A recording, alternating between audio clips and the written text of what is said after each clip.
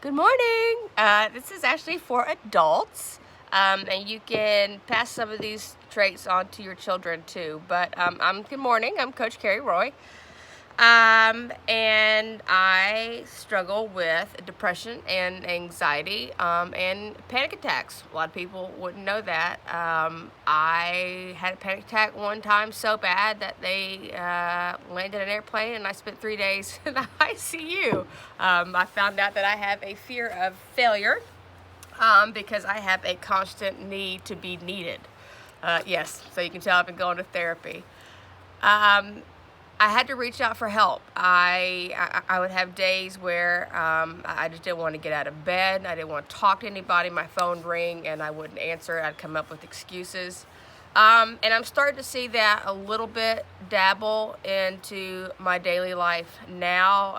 I called one of my best friends yesterday and said I'm I can feel it. So I did a phone conference with my therapist and talked to my husband, who's like the most amazing man on the universe, because he reminds me of Jack Black. But anyway, and then I remembered something that I used to do that I kind of got away from that I'm starting again. So it's called 5 Things Every Day to Be Grateful For.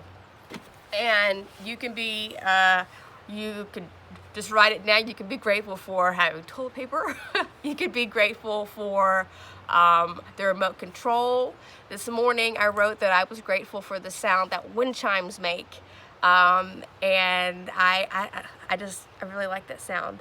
I was grateful for my hummingbird feeder.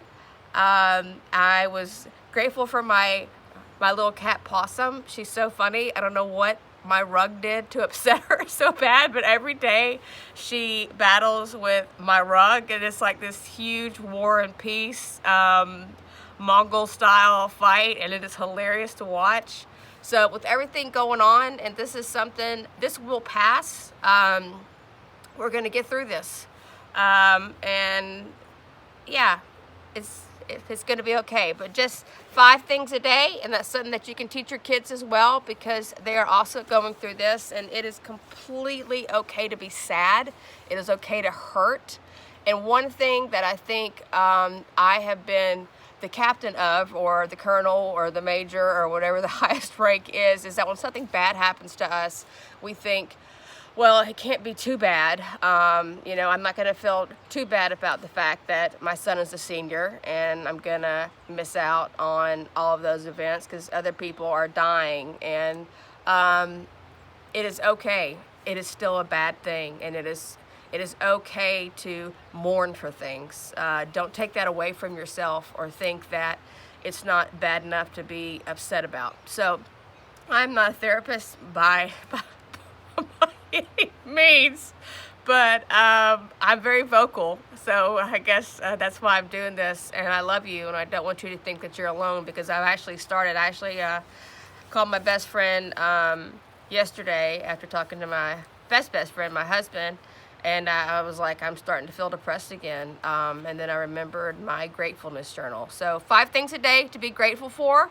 If you are at home with children and you have a list of things that you do, like your chores or your math or your exercises, add on there that you need to do. Pick 5 things that everybody is grateful for.